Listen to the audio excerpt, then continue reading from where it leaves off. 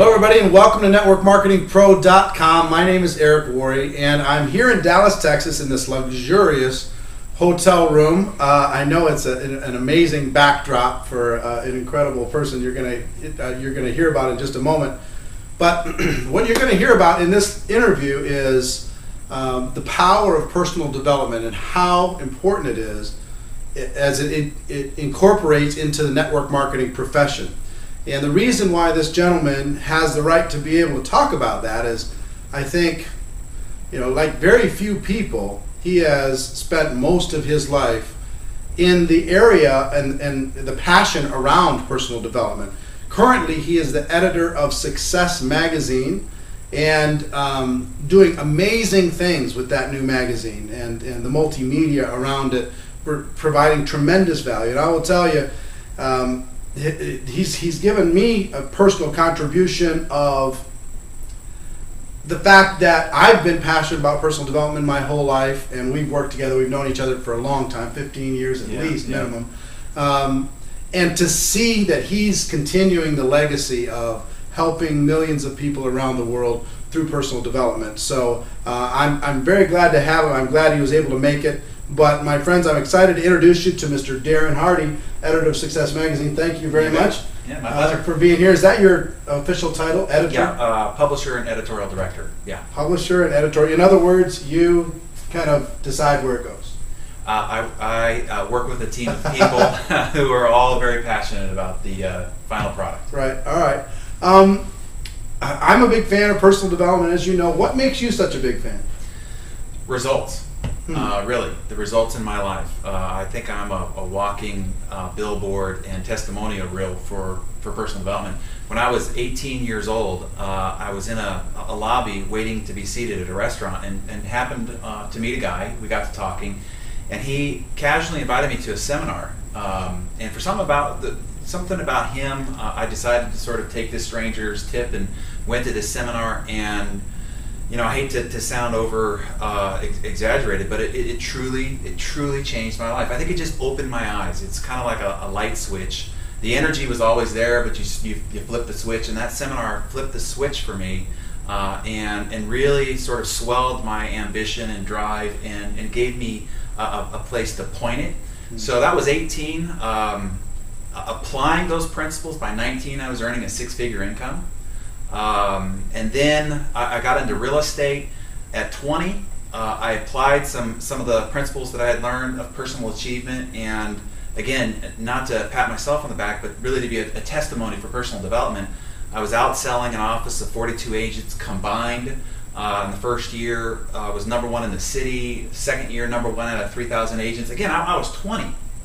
And then by age 23 is when I met my mentor. I think frankly you introduced me to him, and it was Jim Rohn. Really? And that was 23, and then applying his ideas and principles ever since. By 27, I was a millionaire. So again, it's the results that is the reason why I'm so passionate about personal development. Well, man, the people who are listening to this have to kind of assume, hold on a minute. You got introduced at 18, you're making six figures by 19, have this amazing trajectory. Were you like made for this, born for this? Were you genetically predisposed? Kind of as a follow-up to that, I mean, did personal development really open up that many doors?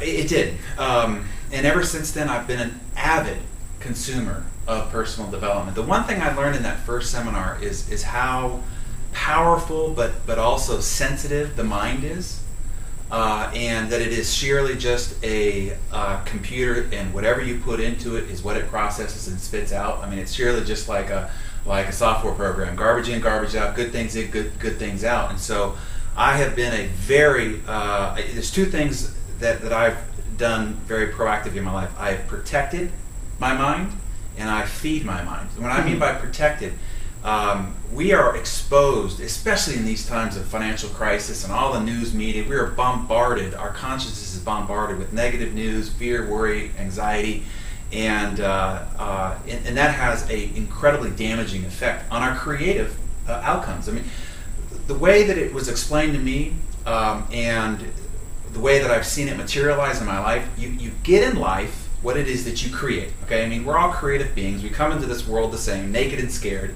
What you do after that is part of what you create, right? So you create what you expect. You know, we've all heard that expectation manifests into creation, and that becomes your life. Well, what are you expecting then? You're expecting whatever it is that you're thinking about. Whatever you're processing in your mind is driving your expectation, is guiding your creative process, is producing your outcomes. Well, then it begs the question, what are you thinking about? And you're thinking about whatever it is that you're putting in front of your eyes and you're putting in your ears. Your input. The input is what is driving your thinking process, driving your expectation, driving your creation, and then that becomes your outcomes. And so when you put the negative sensationalism, crisis, fear, worry input into your head, that becomes what you think about. It becomes what you expect. It's what drives your creative process, and this cycle, continues. So I have been a very discerning consumer of information. I don't know that everybody should follow this advice, but I don't ever watch news on TV. I don't ever listen to news on the radio.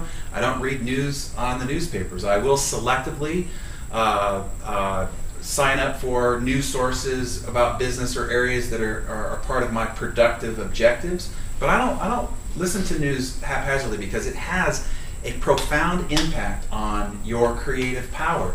The other side of that is that I have been an avid, proactive consumer of positive input, because that same creative input, thinking, expectation, creative outcome process works in the positive direction as well. So whenever I'm in my car, there's a CD program playing. Again, even if I'm not listening to it, it just elevates the environment. It stimulates my creative mind. If I'm at home, I'll be watching a movie that I have selected, or I'll be watching a DVD program. I'm constantly reading personal development oriented, personal achievement, business, financial, relational, motivated books, and I do it as part of the process of feeding this creative being that I'm responsible for protecting and feeding.